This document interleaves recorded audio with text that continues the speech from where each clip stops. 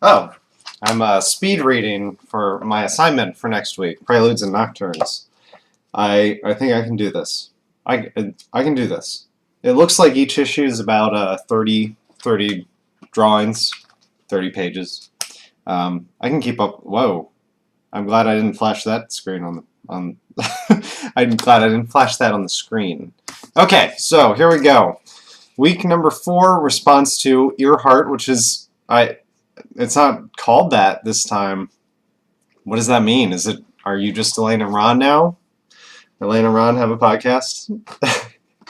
Okay, so the reason I follow Christina, not that I need to defend myself, but the reason that I follow Christina is, first of all, it's not Christina, it is her PR team. Second, it's because of The Voice. I follow all of the people on The Voice because during the show, Twitter goes insane. Like, a normal day on TweetDeck, I can go hours without more than missing 100 tweets. I follow like 250 people. When The Voice is on, all of those accounts tweet about 100 things at least each. So I end up like with 600 tweets that go by in that 2 hours. It's 2 hours. Yeah, it could be even more than that. So that's why I follow Christina. Anyway, I'm glad you found it funny. You can't, when you're vamping. This is a podcast tip. Kids, if you're taking podcast hints, write this one down.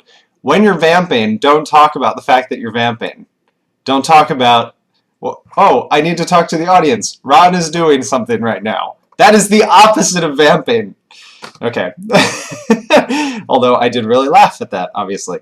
You asked Ron his favorite artist, and he immediately responded with a musician, which you and I probably both did the same thing. Went, because you meant like an artist. You meant a painter or a sculptor or something. Which, by the way, for me, just because there's a local museum that I was really impressed by, and I find sculpting really cool. My favorite artist is probably Rodin. There's a Rodin museum in Philadelphia that has casts of just about everything he's ever done. I will link in the info, and I always do this, I will link in the info The Gates of Hell, and then you'll see why I really like this guy.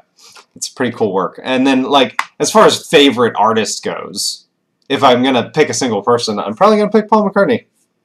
Paul McCartney is amazing. Click the Cow. You seem to think that I brought this up. It was Carter. I don't know anything about this thing. I don't know anything about Farmville at all.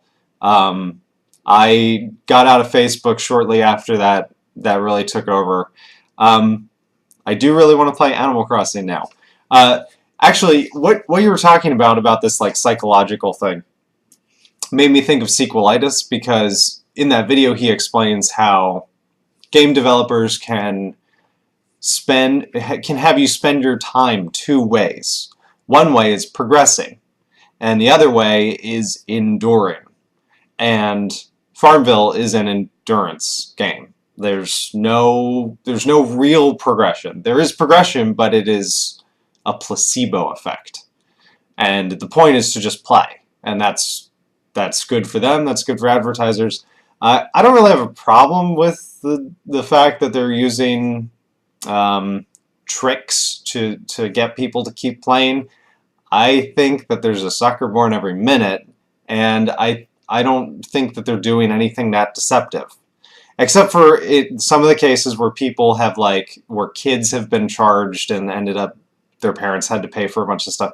I think that's the exception. I think most of the time these are adults or people who understand what they're doing, and they're like, yes, I will pay $2.99 to get a chicken or whatever. Moving on. This is my random question back to y'all. I thought of it. I actually thought that it might come up because Ron started talking about, you mentioned the infographic thing, and then Ron said he had a desktop background that he had for about 6 months. And as soon as he asked that, I was like, ooh, Elaine, jump in with this question. And I wanted to hand her a piece of paper. Speaking of talking to people, speaking not to you. I want to know how often you change your desktop background. I change mine very infrequently. I tend to forget. The point of my background is to ignore it. I don't want it to be loud. I don't want to be distracted by it. I want it to be nice. And right now it is a picture from my honeymoon. In fact, if you've been watching Roller Coaster Tycoon, at the end of the video when the screen zooms out, I intentionally did that so that you could see my desktop. So if you can pause it right there, you can see my mess of icons, which actually it's kind of under control. 3. Okay, follow-up question. Hold on. 1, 2, 3, 4, 5, 6, 7. I have 24 icons on my desktop. So first question, this is a two-part question. How often do you change your desktop background? Everyone answer this. And how many icons do you have on your desktop? And then you can break it down. Like I've got 9 folders, which are mostly just, that's where I capture video and then I edit it and move it somewhere else. And then the rest are programs and applications. Star Wars, I gotta cancel that this weekend. Okay, so then you launched into this huge discussion about Avatar: The Last Airbender. You thought, Carter and I talk about Marble Hornets for longer than the running time of Marble Hornets. You guys talked about Korra way longer than the runtime of Korra, just so you know.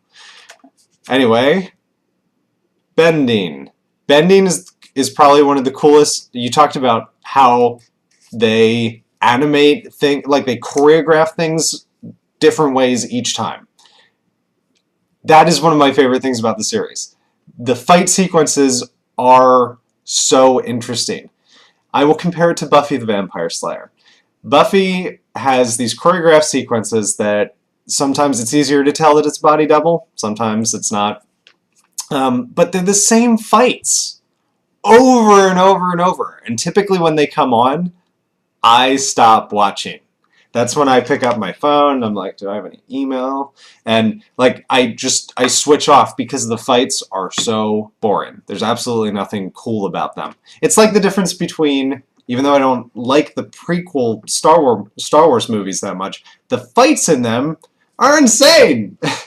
Like the lightsaber battles, particularly in Episode 1, Ray Park and Ewan McGregor and Liam Neeson are fantastic. That fight is just, it's probably my favorite part of the entire prequel series. And then you go and watch, you know, Obi-Wan and Darth Vader in the Death Star corridor, and they're like, like, what? That's not a sword fight. So, Buffy is old Star Wars.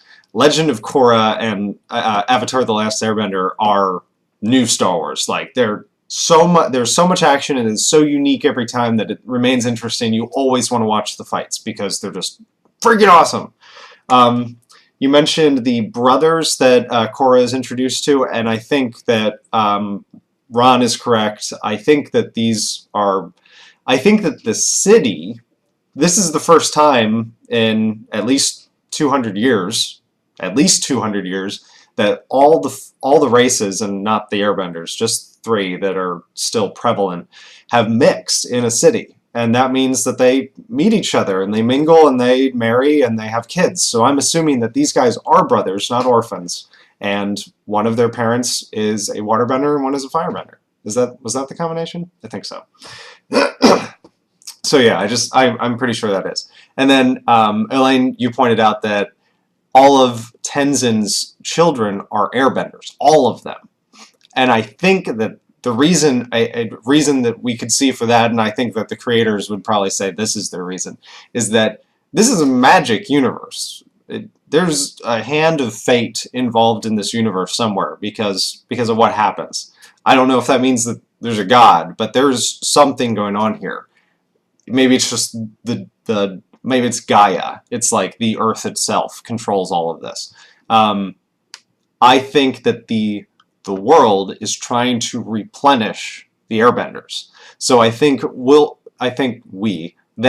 for like generations, the amount of airbenders that are born to a parent that is an airbender is going to be huge. Like, the proportion is just going to, you're just going to keep popping out airbenders for generations until they finally get an equal part in the world again. And I don't know that we will ever get to see any of that, because I don't know how far they're going to go down this particular rabbit hole. You talked about the arc for the season. It's on Wikipedia, kind of what they're planning, so if you don't want to know a little bit of extra information, just tune out now.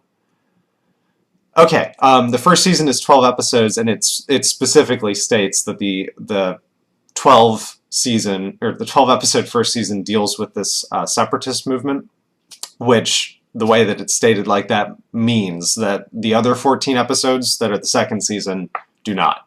So I think you're completely accurate that halfway through this 2-season thing, the separatist movement will not be the focus anymore.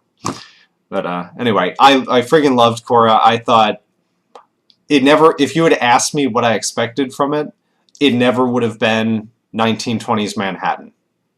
But now that I've seen it, I think it is the best thing that they could have done. I think it is fantastic. As soon as they started playing like the swing music when she gets into the city, I was like, I knew that there was a reason I love this show, and it's right here. It's back exactly the way that I wanted it. I'm gonna cry right now.